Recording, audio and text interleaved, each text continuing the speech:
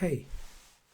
Denna presentationen ges både på svenska till att börja med och sedan på engelska. Jag heter Satish Patel och arbetar som IKT-coach vid humanistiska fakulteten på Umeå universitetet. IKT, det är någonting som används ganska ofta, en benämning. Och vad betyder det då? I vanliga fall betyder det information och kommunikationsteknik. Jag har nog bytt ut det första i-et, information, till interaktion. Och det är interaktion och kommunikationstekniken som intresserar mig. Det är i interaktion mellan studenterna, mellan studenten och läraren och studenten och den lärobjekt, alltså böcker, föreläsningar. Det är den interaktionen där inlärningen sker, anser jag. Min roll som IKT-coach är en av de följande saker. Och ibland att vara IKT-coach känns lite grann så här.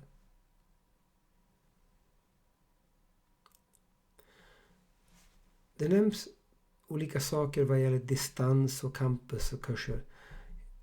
Jag vill först klargöra vad det betyder för mig. Nätkurser eller campuskurser. För mig alla kurser är nätkurser. Campus och distans. Alla har interaktion via en nätkomponent, oftast en lärplattform. I vanliga fall har vi campuskurser. Och det kan också vara genom nätbaserad. Distanskurser också nätbaserad. Men även blended. Där ibland sker en del av kursen på plats och en del av kursen på distans. Det finns mycket diskussion om fysiska platser för aktivt lärande. Det är en ganska intressant benämning. Aktiv lärande. Betyder det att vi inte har aktiv lärande annars? På vår fakultet, humaniora, har vi ett fantastisk ombyggnation. Och vi har ett rum för lärande och flera ytor rum för aktiv lärande. Det är fantastiska miljöer. Jättesnyggt designat. Vi spenderar ganska många miljoner. Nästan 70 miljoner har jag förstått. Och ganska mycket fokus är på campus och campusinfrastruktur. Byggnader. Det är viktigt att vi investerar. Men jag vill ha en annan synvinkel till det här. Vi har ju då våra campuskurser och vi har rum för lärande och aktiv lärande. Och numera har vi även lite flipped classroom, föreläsning och lite annat. Och det är jätteroligt med den utvecklingen. Men genom en lärplattform och våra virtuellt klassrum, till exempel Adobe Connect, har vi även möjlighet att mötas i andra tidsplatsmiljöer. Det jag som vill försöka få fram i den här presentationen är ett behov av aktiv lärande, nätbaserad, för campus och för distans. Observera att investeringar i nya rum för lärande och aktiv lärande på campus, det gäller bara campusstudenter. Däremot de molnbaserade verktyg som jag skulle vilja att vi budgeterar för, det kan användas både för distanskurser och campuskurser. Alltså internet nu är inte någon exotisk sak. Det har blivit på engelska säger man en utility. Som el och vatten, det är någonting som vi förväntar ska finnas på plats. Internet and net-based learning means that we can interact across various time-space dimensions. So let's look at this. Traditionally on campus courses we meet in a same time, same place environment. But nowadays, since the internet became more interactive, we also have connections through time and space in different ways. Same time, different place. This, for example, could be a telephone call. We're in the same time or a different place. Or a Skype meeting. Different time, same place. This could be a forum, but there are lots of interesting ICT tools, web-based, net-based, that you can use for this. that has interaction both in writing but also through speech. And then we have different time and different place. Traditionally, most interaction between student and tutor is in the same time, same place. And I would like to suggest that more can take place in the other time-space dimensions, so that when tutor and student meet in same time, same place, then there is more words being spoken by students, more active learning being taken by students. It's not the room that creates the active learning, it's the pedagogy of the tutor that does that. And my hope in this presentation is to encourage two thoughts of change in you. And these, moving back to Swedish now, alltså en synsätt, pedagogiskt och strategiskt, vad gäller flipped classroom och molnbaserade IKT-verktyg. Just nu, flipped classroom, det är ett inneord, fast jag anser att det är någonting som har efterfrågats sedan ett lång tid tillbaka. Och jag skulle välja att den flipped classroom blir the default norm, inte undantaget. Vi lärare, vi kan vårt ämne. Det är inte vi som behöver prata om det. Vi behöver våra studenter ha interaktionstid för att kunna göra det. Genom att tillgängliggöra föreläsningen offline, online, då kan man när man möts ha en annan slags interaktion. För att vi har ett begränsat antal timmar för att möta våra studenter. Pedagogiskt, det finns ju gott om forskning som visar att en flipped classroom-miljö förbättrar inlärning och studiepresentation. Och det frigör timmar för att öka interaktivitet. Det är inte något påhitt, det är forskningsbevisat. Och strategiskt har vi till exempel flipped föreläsningar så att säga. Då har vi hållbara lärobjekt. Vi har mera agility för förändringen. När vi har kollegor som slutar eller när vi har gästforskare och så vidare.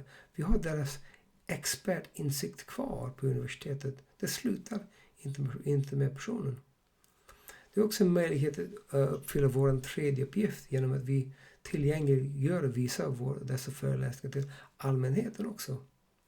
Vi har möjligheten till att kunna ha varierade kursstartdatum om vi har ett flipped classroom-miljö.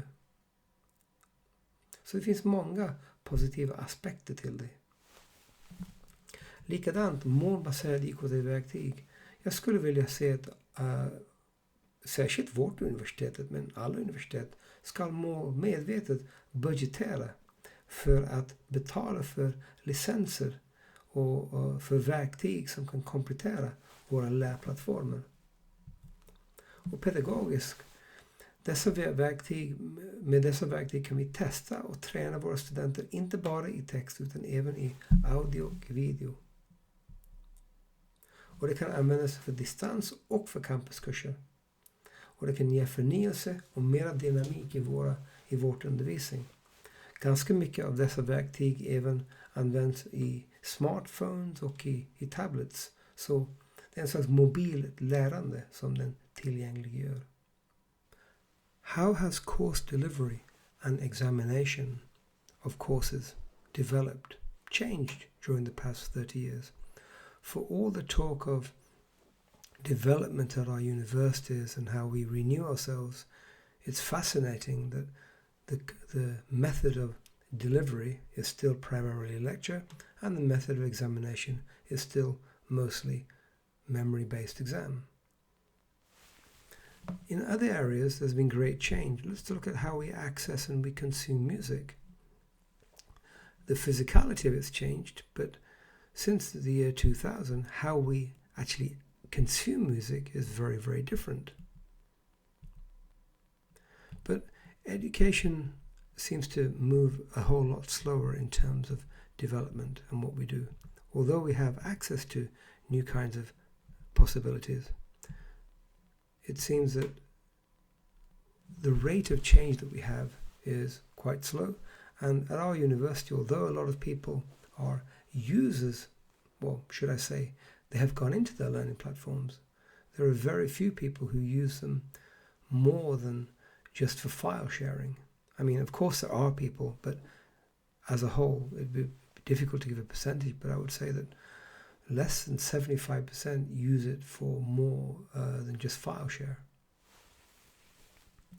How do students access and consume expert knowledge at our universities? This is still the default format. For the hours that a tutor receives to do a course, most of it takes place in same time and same place, and little is used in the other time-space dimensions. And in the year 2014, 2015, or it's like this primarily, it was for me in 1983, it was perhaps for some of our more senior colleagues back in 63. How will it be in 2020? Will this still be the default format? I hope not. How about courses? What do they look like at most Swedish universities? Not all courses, because obviously they vary depending on the type of subjects that they have. Some subjects maybe have more practical aspects and laboratory training, for example, perhaps chemistry or a veterinary course, or perhaps a person studying medicine or nursing. But for many of our courses, this is still a format, a default format. An introduction, and then a series of lectures, a few seminars, a series of lectures, and then a large memory-based exam at the end. Perhaps in some subjects, the seminars are replaced by laboratory experiments or practical seminars. But this, nevertheless, is the default interaction norm in higher education. Now, this doesn't mean that there are not excellent lecturers. Of course there are. And of course, we have lecturers who are not so great. But people do the best they can. But it's the best they can in this particular format. And the default format is that we afterwards have a memory-based written exam. Most people who have some kind of pedagogical learning base will tell you that one final exam, can all the learning objectives really be met? And the answer is no. All the learning objectives of any course cannot be met when you have one modality of examination, and it's often memory-based. It's a different thing if you have an application-based exam. And so consequently, we need large halls, and the modality of this kind of exam is written format. And these kind of exams, they provide reliability. We know who's going to do the test, and it's under controlled formats. But these exams are not always valid, even if they are reliable. Valid in the sense that, do they measure what we hope that they measure?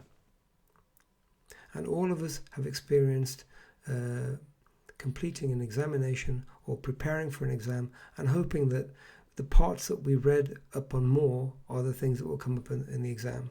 And sometimes we're lucky and sometimes we're not. So how many of the courses that we have at our university have this default format? 87%? 75%? 90%?